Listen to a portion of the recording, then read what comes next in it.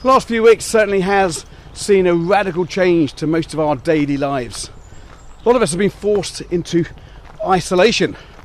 Sports and recreational activities are pretty much ground to a halt. Social interaction now is pretty much non-existent. A lot of you may have lost your jobs or been forced to work from home. Today I want to talk about the challenges of working from home and give you 10 habits that I think if you take on board, could hold you in good stead. Come on, Oliver, let's go. Oliver.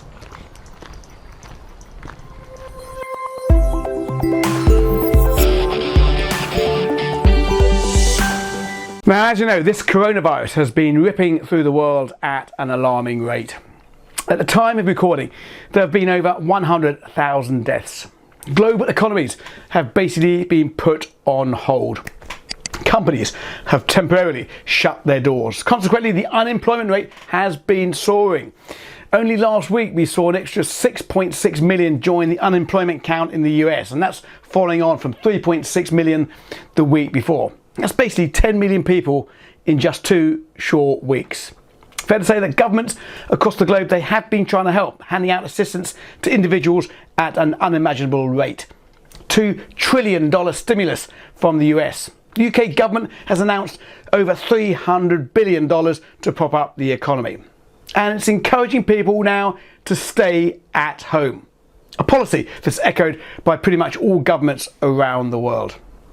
So many of you now around the world have been told to work from home, which for many is a challenge in itself.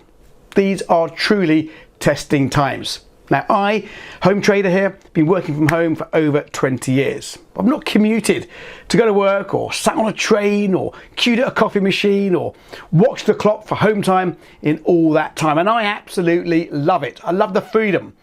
But I also appreciate that it's a whole new experience for many and it needs a lot of adjusting. I've got 3 kids that are now homeschooling. They are logging into their school platforms at 8:30 in the morning. They have their scheduled break times and lunch times and so forth. They're doing all their work from their bedrooms. Now they love it for now. It's a novelty, but I know that over the next few months it's going to get really hard for them and for the new breed of home workers. But as long as you get the right work balance between exercise, time away from your work, follow a few simple guidelines, this could be a challenge that you could turn into a real positive. So today I want to talk to you, I want to share with you my top 10 habits that I think you'll find very useful when trying to adjust to this new life working from home. Hope you enjoy them. So, number 1, get up at the usual time. If your job required you to get up at 6 a.m. to go to the office, make sure you do the same.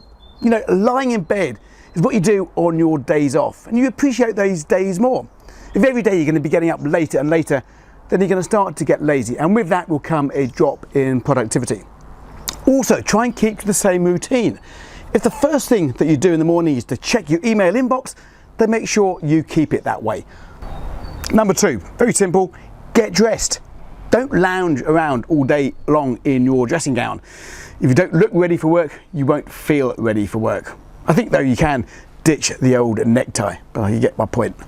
Have a designated workspace. It's very easy to walk around your place with a laptop, but as you wander around your house or your apartment, you're going to get distracted and you'll lose focus. So unless you're living in a 1-bedroom apartment that is your living room, don't work from your bed. Have a designated workspace. Now I know this one can be difficult, but let others around you in your household know that you're now working from home so that they can respect that and give you time.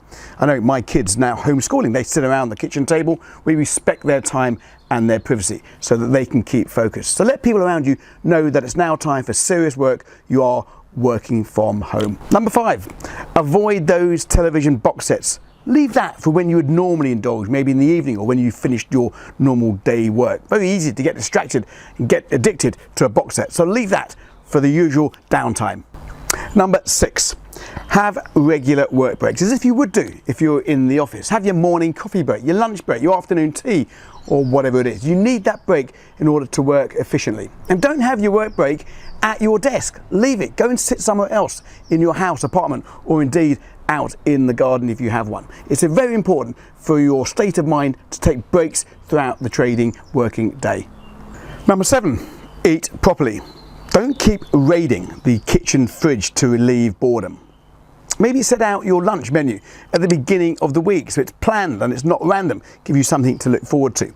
It's very important that you eat healthily to maintain a healthy mind. And number 8, very easy this day and age with social media. Interact with your colleagues by phone, social media, to discuss your work challenges and share issues that you may be facing.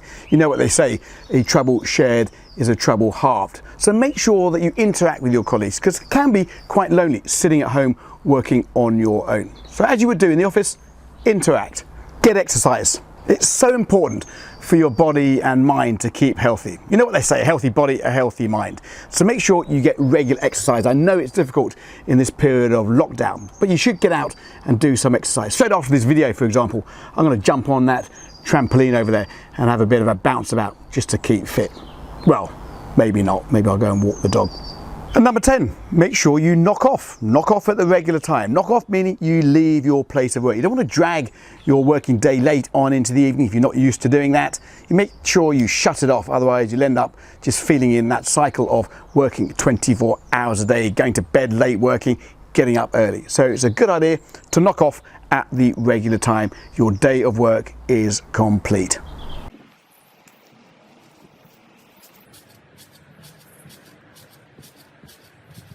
Now, of course, for some of you, the workload can be very different than what it was before. You may still be employed, but you find that you've got more time on your hands. After all, you don't have to commute to and from work every day. You don't have to queue at the deli for your lunch. And of course, there are those that are getting paid but simply can't go to work and forced to stay at home. Those in the retail sector, the food and beverage, entertainment, that type of thing. And of course, there are those that unfortunately have lost their jobs. But whatever category you fall into, it's quite likely that you will now be finding that you've got more free time during the day than ever before. Free time that perhaps you've once so long craved for.